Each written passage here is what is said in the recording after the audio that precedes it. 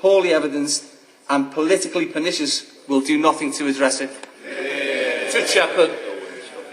Sir, I think the only question that really has worried me in the middle phase of my parliamentary career is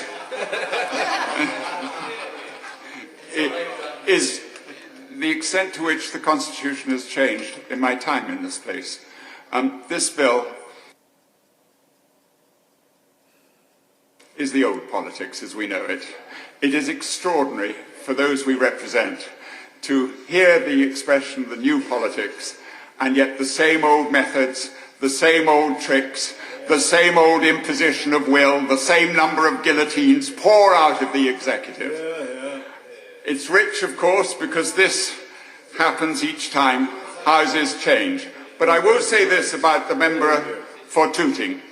He made the most important point of all in the old discourse. This has no mandate. No one has expressed a view on this in the electorate. No one has even raised it with many of us in the course of a general election. And I want to pay tribute to my honourable friend for the Forest of Dean. He's carried this bill. I have never been present in a bill where the protagonist, the originator of it, doesn't deign to attend the Commons.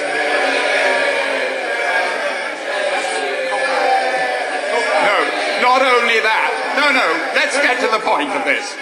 Not only that, is incapable of making the argument for it.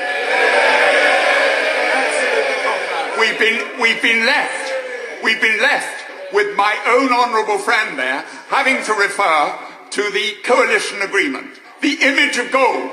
There'll be some in this House who remember the story of Nebuchadnezzar, Shadrach, Meshach and Abednego. They created an image of gold. And what is the image of gold? It's the coalition agreement. It didn't serve them right, and it doesn't serve us right. Now my question is, as with always on these constitutional matters, in what way does this enhance the position of the electorate vis-à-vis the representation of the Commons and the executive? I don't find anywhere where it enhances that. In fact, it goes out of its way to ensure that it isn't enhanced. It reduces the number of elected representatives for a start. And that, as has been pointed out by my own honourable friend, it means, therefore, the influence of the executive vis-à-vis the Commons as a whole is reduced. But we know that also behind that, there are more captured people than those that just aspire to the executive. There's the opposition itself, with its regiment of whips and those that are expected to follow their own parties into the lobbies. So there are very few independent souls in this House that are prepared, and we've heard them, that's the one good thing about this bill, we've heard them in the course of the discussion on the bill. Now, I have not recalled a minister who has so cavalierly dismissed his responsibilities to this House. I don't want to overemphasize that point, but I think the country should know it, that we have never had such a poor demonstration on a major constitutional bill. And furthermore, this was as guillotined a bill as we could arrive at. We had what we now politely call a timetable motion, number 4, only yesterday. And that's the way this has been run. Hundreds of amendments pushed in because it was an incompleted, unthought-through bill. The consequences of it weren't weighed. How could they be weighed? The minister leading on the bill, the Deputy Prime Minister, is unaware of the arguments that take place here. This is then going to be sent down to the House of Lords, and there is a real argument that was raised by my honourable friend here, which is, what business is it, the electoral rules and regulations of the House of Commons for the Lords? And yet I'm on my knees, and free thinkers in this House are on their knees, to hope that they will have a view on whether there was propriety in the purposes behind this bill and its purpose. And that's why I want to see, I would like to see, I hope to see this House rise up and say, this coalition image of gold is rubbish. This bill does not reflect the settled will of this House of Commons.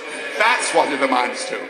Nor does it reflect the needs of our people to have its own distinctive form of representation. This island, these islands, these countries that form this Great Britain, has different traditions, different allegiances.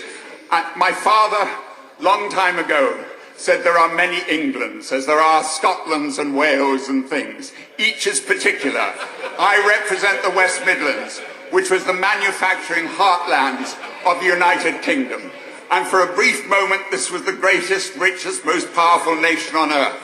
But it's the same people that we represent in the end of the day. And have we enhanced their rights, their power over the decisions of government, their influence in this House? This bill has not done that, and in fact diminishes it. I shall gladly vote against it, and I hope the House will join me in the no lobby. George Howard.